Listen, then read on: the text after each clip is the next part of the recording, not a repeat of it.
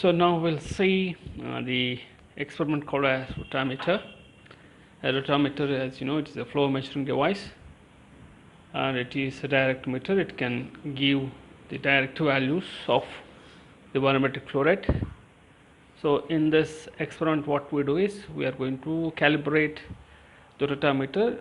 Calibration is a procedure of checking whether the readings given by the instrument are correct or not. If there is an error is there, we are supposed to predict the error, and then we are supposed to correct the measured values accordingly to the errors.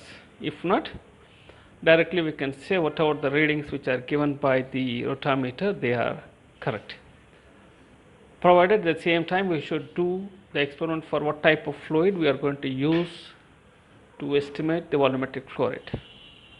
As I said just now, rotameter can be used for measuring volumetric flow rates. We can measure the volumetric flow rate of water. At the same time, we can also use the same instrument for measuring the volumetric flow rate of air. But we know the dynamics of air and water both are different. So hence we should conduct an experiment and then give the readings, because the readings which are given by the manufacturer on the scale attached to the rotameter may be useful only for water or air specifically. So we should calibrate. That is the procedure. So that procedure we are doing in this experiment titled calibration of rotameter.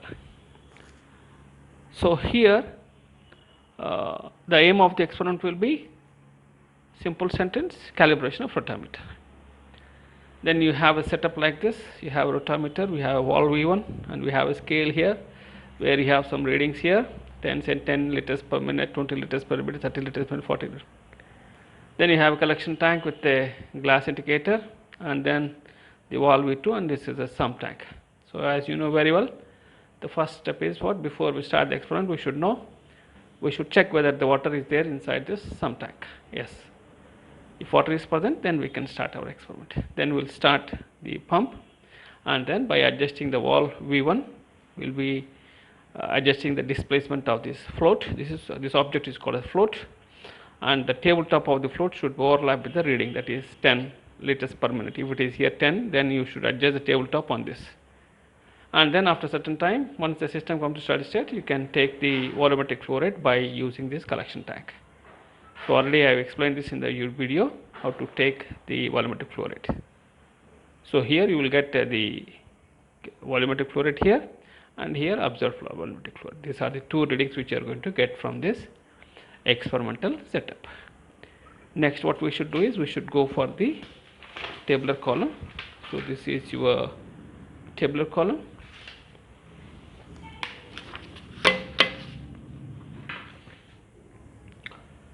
You have initial height of water in the collection tank in meters, and once you say start, the final height up to which it is filling in meters, and the time of collection. And I already explained you how to calculate the volumetric flow rate. This is the calculated volumetric flow rate. It is given by Q1 meter cube per second. Similarly, by the rotameter gives some readings, isn't it? So you are observing it. So these observed values are there in this one, that is 10 liters per minute, 20, 30, 40, like that. It is Q2.